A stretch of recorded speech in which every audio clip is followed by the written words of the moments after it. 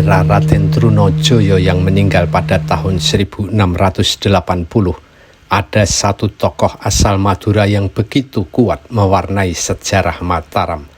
Ia adalah pemimpin Madura Barat Panembahan Cokroningrat IV.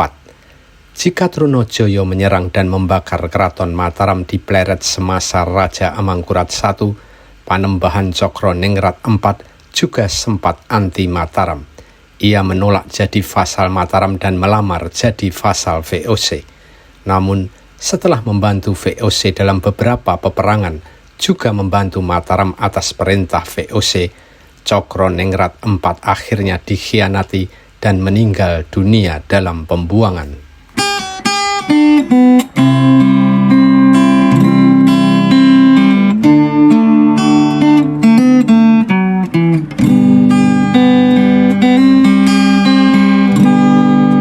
Cokroningrat IV merupakan Adipati Madura Barat yang berkuasa dari tahun 1716 sampai 1746.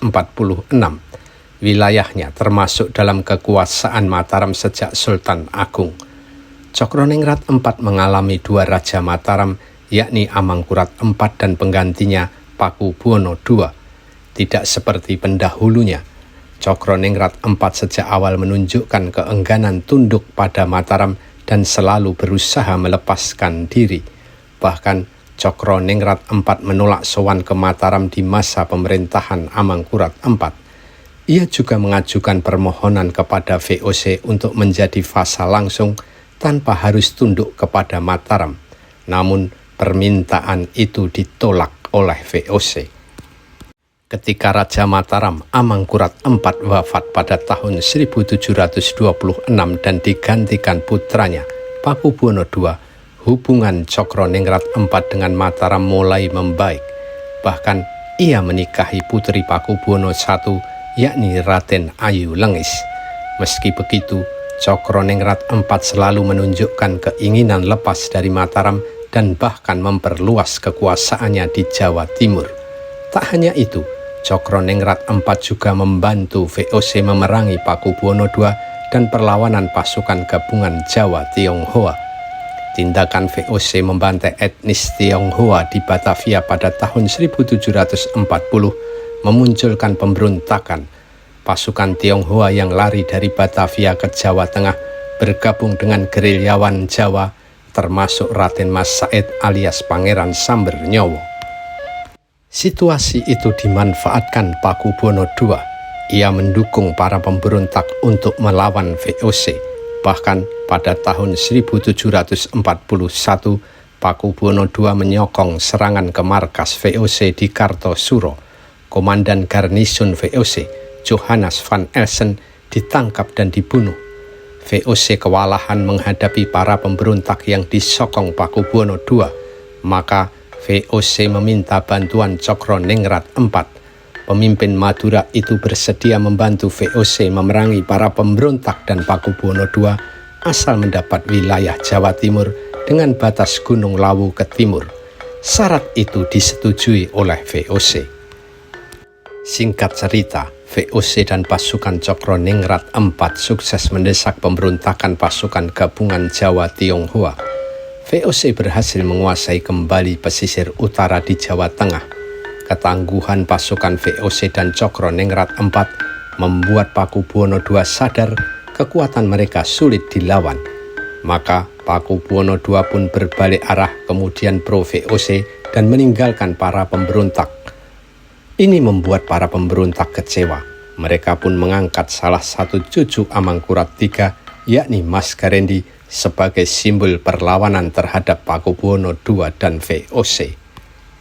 Pada tanggal 6 April 1742, pasukan gabungan Jawa Tionghoa menobatkan Mas Garendi sebagai Raja Jawa dengan gelar Sunan Amangkurat V Senopati ing Alogo Abdurrahman Sayyidin Panoto Gomo. Penobatan itu dilakukan di Kabupaten Pati. Pasukan gabungan Jawa Tionghoa yang kemudian dipimpin Mas Garendi itu juga mendapat dukungan dari Patih Notokusumo serta Tumenggung Mangun Oneng. Segera setelah itu, pasukan gabungan Jawa Tionghoa yang dipimpin Mas Garendi menuju Kartosuro. Pada Juni 1742, mereka menyerang keraton Kartosuro dengan begitu hebat. Benteng keraton sebelah utara dijebol. Jebolan itu sampai sekarang masih dipertahankan sebagai bukti sejarah. Dari situ, mereka terus menyerbu keraton dan akhirnya menguasainya. Sang Raja Mataram, Pakubuwono II, terpaksa melarikan diri. Oleh perwira VOC, Kapten von Hohendorf, Pakubuwono II dievakuasi ke Ponorogo. Sejak tanggal 1 Juli 1742, Mas Garendi dan pasukannya menguasai keraton Kartosuro. Mereka berusaha menjalankan pemerintahan Mataram versi mereka. Peristiwa perebutan keraton itu oleh masyarakat Jawa ditandai dengan Condro Sengkolo atau penanda waktu, yakni Pandito Enem Angoyok Jagat. Artinya, seorang raja telah kehilangan keratonnya. Pakubuwono II akhirnya meminta bantuan kepada VOC dan Cokroningrat IV untuk merebut kembali keraton Kartosuro. VOC bersedia dengan berbagai syarat yang memberatkan, sementara Cokroningrat IV atas permintaan Pakubuwono II dan VOC juga bersedia melaksanakan misi itu, sebab VOC sudah berjanji akan memberikan wilayah dari Gunung Lawu ke timur kepada Cokroningrat IV. Pasukan VOC, Cokroningrat IV dan sisa-sisa pasukan Pakubuwono II menyerang keraton Kartosuro yang sudah dikuasai Mas Garendi dari berbagai sisi.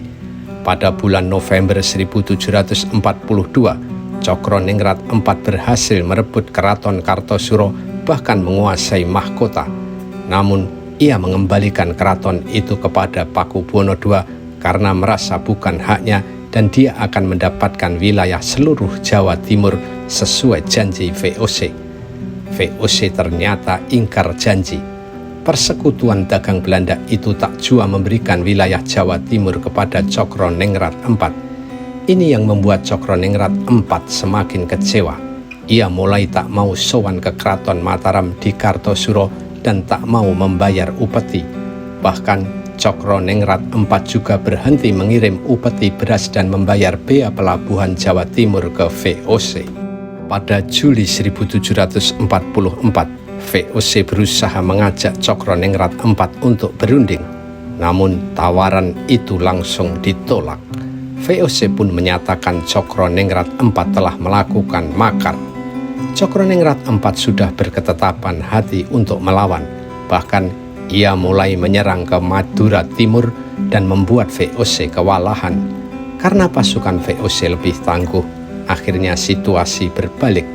Cokroningrat IV akhirnya terdesak dan terpaksa lari ke Banjarmasin untuk meminta bantuan kepada armada Inggris. Langkah ini ternyata menjadi akhir dari reputasinya.